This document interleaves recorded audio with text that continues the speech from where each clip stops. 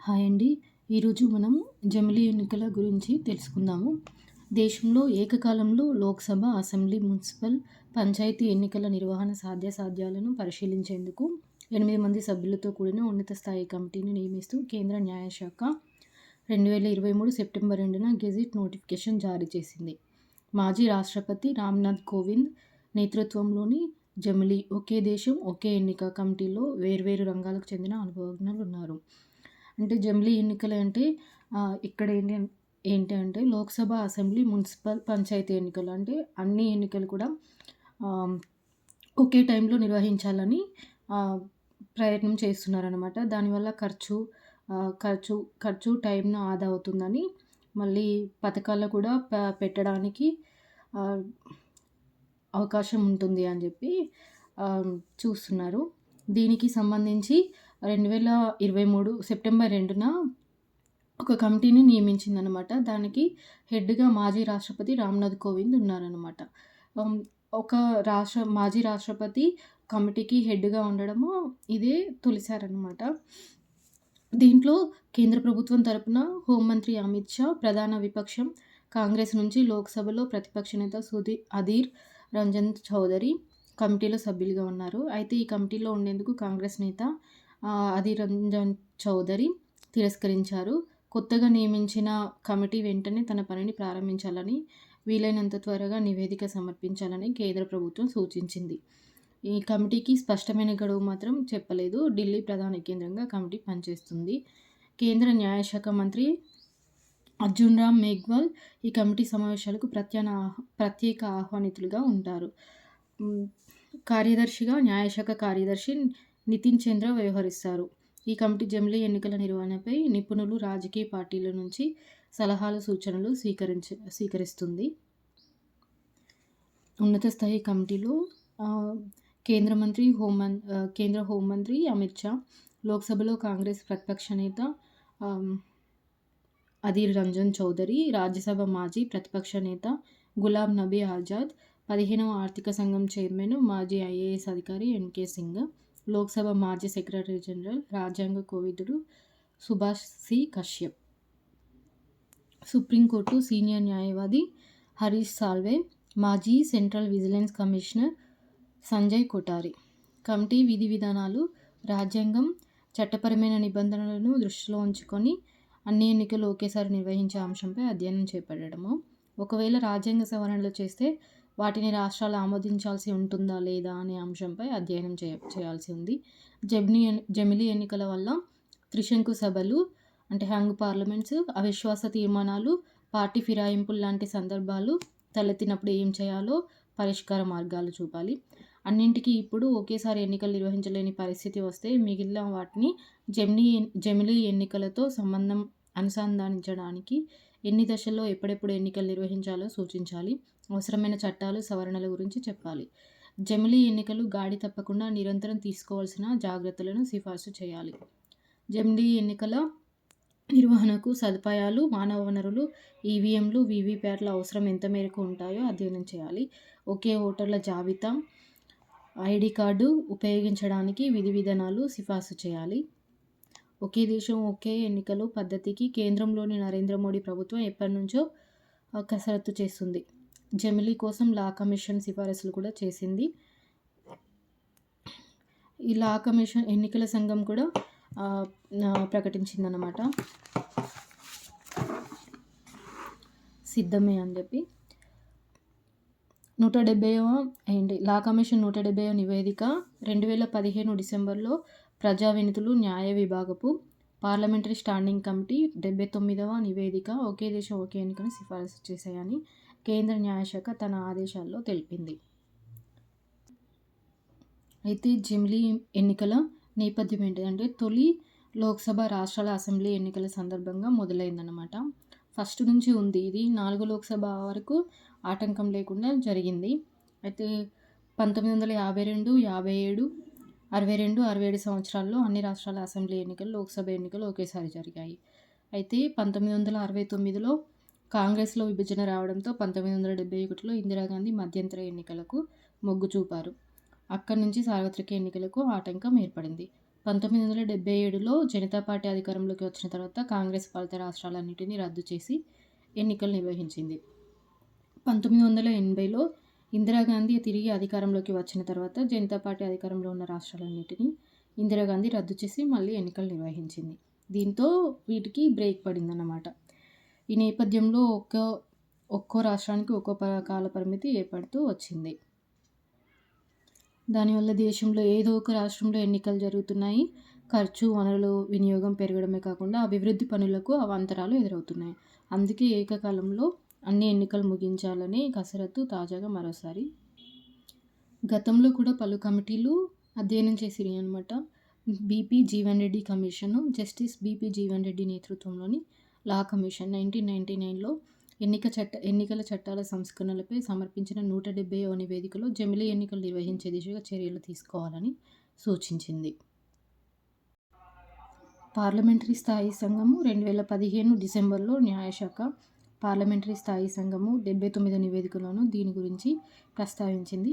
ఎన్నికలపై నీతి ఆయోగ్ విశ్లేషణలు 2017 నవంబర్లో అప్పటి నీతి ఆయోగ్ సభ్యుడు ఓఎస్డీ వివేక్ దేబ్రాయ్, కిషోర్ దేశాయ్లు జమిలీ ఎన్నికలపై నీతి ఆయోగ్ తరపున విశ్లేషణ చేశారు.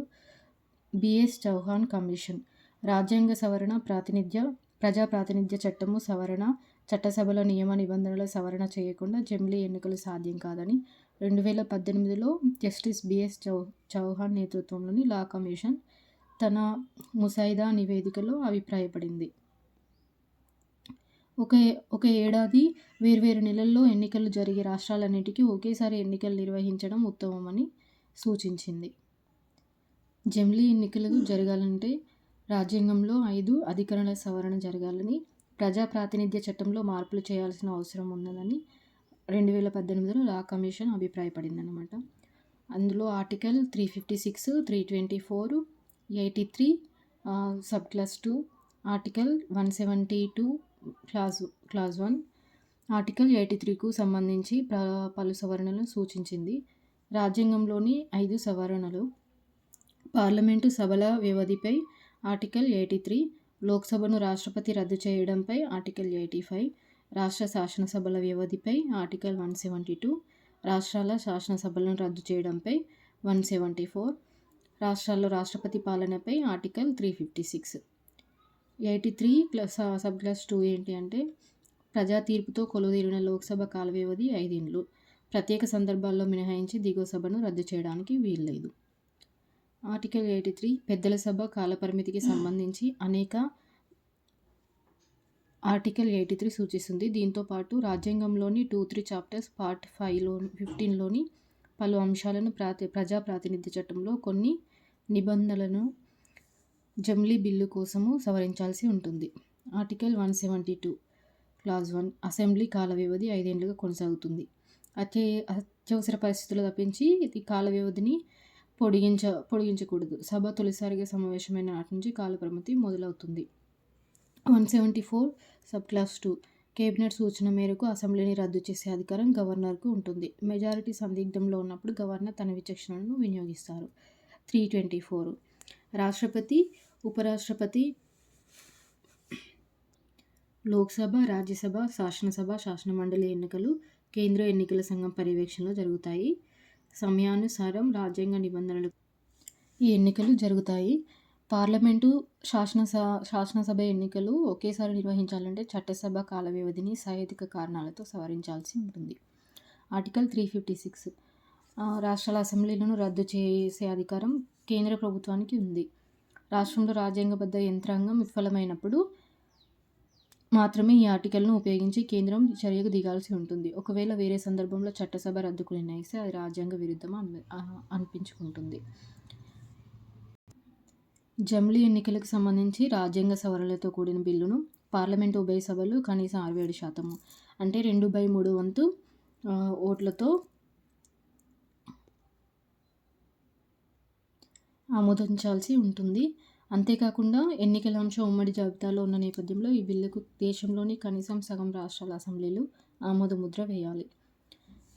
లోక్సభలో 543 అంటే అందులో 362 ఎంపీలు ఈ బిల్లుకు అనుకూలంగా ఓటు వేయాలి. రాజ్యసభలో 245 సీట్లు ఉన్నాయి కాబట్టి 67% అంటే 164 ఎంపీలు ఈ బిల్లును సమర్థించాలి. దీనికి తోడు కనీసం 14 రాష్ట్ర అసెంబ్లీలు ఈ బిల్లును ఆమోదించాల్సిన అవసరం ఉంది. జమిలీ ఎన్నికలతో లాభ నష్టాలు. ఈ జమిలీ ఎన్నికలు నిర్వహించడం వల్ల లాభాలేంటి, నష్టాలేంటో కూడా తెలుసుకుందాం. ఒక్కో రాష్ట్ర అసెంబ్లీకి సగటున 2 నెలల పాటు ఎన్నికల ప్రవర్తన నియమావళి అమల్లో ఉంటుంది అని నీతి ఆయోగ్ వెల్లడించింది. కేంద్ర ప్రభుత్వం లోక్సభ ఎన్నికల భారాన్ని 100%, అసెంబ్లీల ఎన్నికల భారాన్ని 50% భరించాల్సి ఉంటుంది. రాష్ట్ర ప్రభుత్వాలు అసెంబ్లీ ఎన్నికల భారాన్ని 50%, స్థానిక సంస్థల ఎన్నికల భారాన్ని 100% భరించాల్సి ఉంటుంది.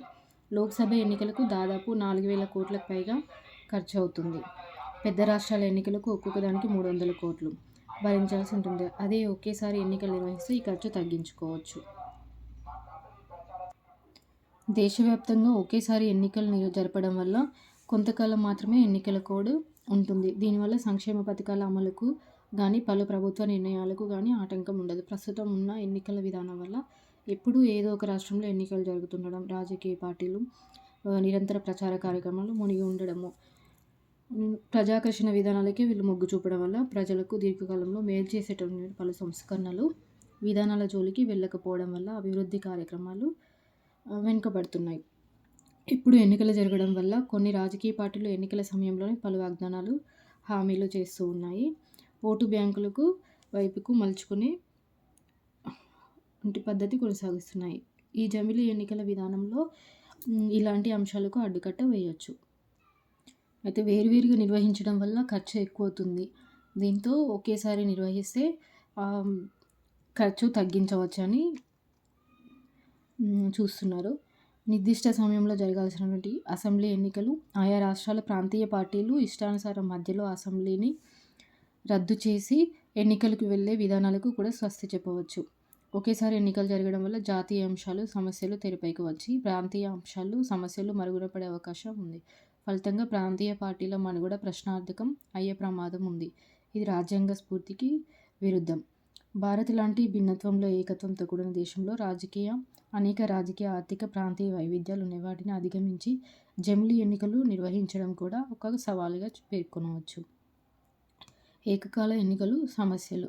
రాష్ట్రాల్లో ప్రభుత్వాలు కూలితే 5 ఏళ్ల కాలానికి ఎన్నికైన ఏదైనా ప్రభుత్వం మధ్యలో కూలిపోతే ఏం చేయాలి? 5 ఏళ్ల కాలానికి అధికారం చేపడుతుంటే అప్పుడు ఏకకాల ఎన్నిక వ్యవస్థ లక్ష్యం దెబ్బతింటుంది. అలా జరగకుండా ఉండాలంటే కొత్త ప్రభుత్వం కాలపరిమితి కుదించాల్సి ఉంటుంది. ఇది ప్రజా తీర్పుకు, సమాఖ్య స్ఫూర్తికి విరుద్ధం. ఒకవేళ లోక్సభ రద్దయితే రాజ్యాంగంలో అవిశ్వాస తీర్మానం ప్రస్తావన ఖచ్చితత్వంతో లేదు. లోక్సభ విధి విధానాల్లోని 198వ నిబంధనలో మాత్రమే దాన్ని ప్రస్తావించారు. 50 లేదా అంతకు ఎందుకంటే ఎక్కువ మంది సభ్యులు చట్టసభ సభ్యులు అవిశ్వాస తీర్మానం ప్రవేశపెట్టవచ్చునని నిబంధనలు చెబుతున్నాయి. అవిశ్వాస తీర్మానం నెగ్గి ప్రభుత్వం గద్దె దిగాల్సి ఉంటుంది. ఏ వర్గమైన ప్రభుత్వాన్ని ఏర్పాటు చేసే స్థితిలో లేకపోతే సభను రద్దు చేసి మధ్యంతర ఎన్నికలు జరపవలసి వస్తుంది. అలాంటి సమస్య తలెత్తకుండా ఉండాలంటే ఏం చేయాలనేది పెద్ద ప్రశ్న. ఎన్నికల నిర్వహణ అనేది అత్యంత క్లిష్టమైన ప్రక్రియ. దీనికోసం కేంద్ర ఎన్నికల సంఘం, టీచర్లు, ప్రభుత్వ ఉద్యోగులు, సాయుధ బలగాలు, పోలీసులు, హోంగార్డుల సహాయం తీసుకోవాలి. 2019 పార్లమెంట్ ఎన్నికల ప్రక్రియ 10 లక్షల పోలింగ్ బూత్లతో 75 రోజులకు పైగా సాగింది. ఒక్కో పోలింగ్ బూత్కు సగటున 10.75 మంది ప్రభుత్వ ఉద్యోగులు కావాలి అనేది అంచనా. అంటే 2019 ఎన్నికల్లో కోటి మందికి పైగానే సిబ్బంది 75 రోజుల సుదీర్ఘ ఎన్నికల నిర్వహణ పరిమితమయ్యారు. జమిలీ ఎన్నికలలో భాగంగా స్థానిక సంస్థలకు, లోక్సభ, శాసనసభలకు ఏకకాలంలో ఎన్నిక నిర్వహించడానికి ఎన్నికల కమిషన్కు అదనపు పోలింగ్ సిబ్బంది, భద్రతా బలగాలు కూడా అవసరమవుతాయి. అలాగే ఎలక్ట్రానిక్ ఓటింగ్ యంత్రాలు భారీ సంఖ్యలో కావాలి. ఇవన్నీ సవాళ్లతో కూడుకున్న అంశాలు. అంటే దీంట్లో లాభాలు ఉన్నాయి, నష్టాలు ఉన్నాయి. దీనికి సంబంధించి చేయడానికి ఏదో ఒక పరిష్కార మార్గాన్ని చూపించడానికి కమిటీని ఏర్పరిచింది. అది నివేదిక సమర్పించాల్సి ఉంది. కాబట్టి జమిలీ ఎన్నికలు నిర్వహించడం అనేది మంచిదా కాదా అనేది చెప్పండి. Thank you friends. Thank you for watching.